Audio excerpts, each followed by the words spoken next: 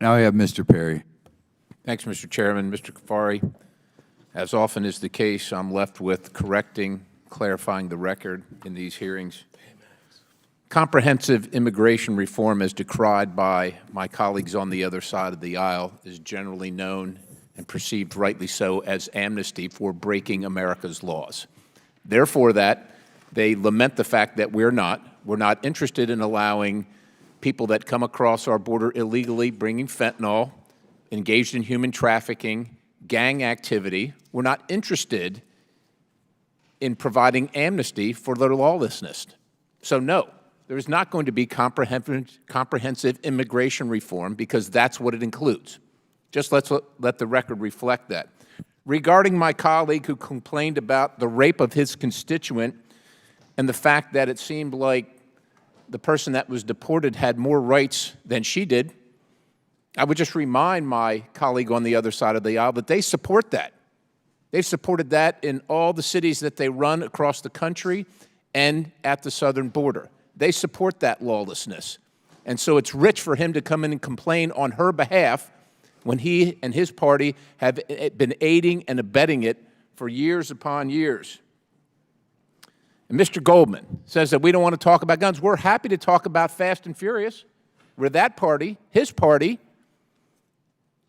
took guns across the border to Mexican cartels that were used to kill Americans trying to protect this border. But they didn't want to talk about it. Eric Holder didn't want to talk about it, was held in contempt, and they still don't want to talk about it.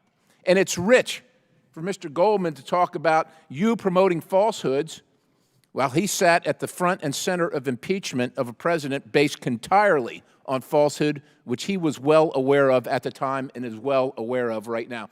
I know, you're laughing it up over there, aren't you? You're laughing it up because you're full of perfidy, lies and more lies and more lies.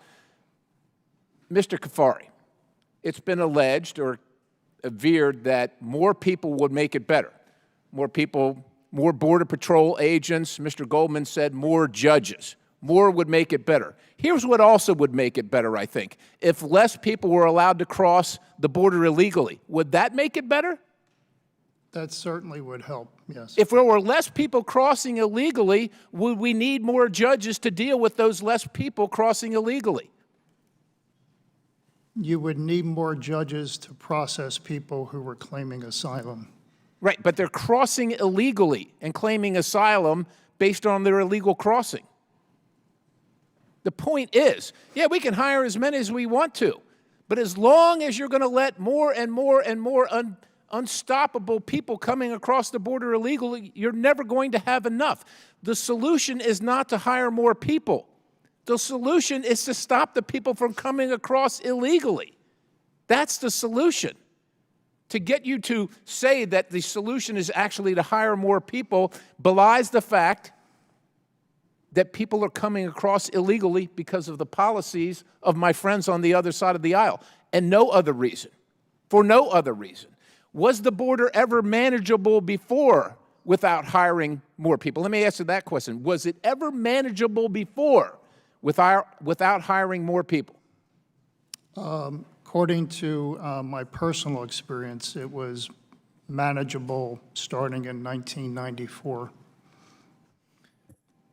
You did a survey, 9,300 and change, 16% of the total population surveyed, much more than most of the polls that this operation runs to determine public opinion about who's going to vote for what.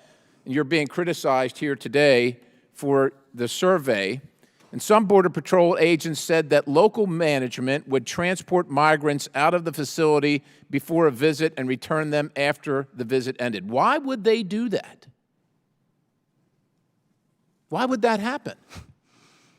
I can't answer that, sir. That's I don't know. individuals. Hazard a guess. Let me say, in my experience, I didn't see that happen. Well, how would you see it happen? How would you see it happen if they moved them before you got there and moved them back after you left? How would you see it happen? We also do unannounced inspections when they don't know that we're coming to a particular detention. But still, you don't know that, right? But these are Border Patrol agents saying it. Are Border Patrol agents signing up for overseeing meal delivery, restocking snacks and hygiene products? Is that why people want to secure the border? Is that the job that they're looking for when they sign up and say, I want to be a Border Patrol agent, I want to replenish the snack supply for people coming across illegally? Is that like the #1 request on their list of job assignments? That's the frustration that they described. Thank you, Mr. Chairman. I yield the balance.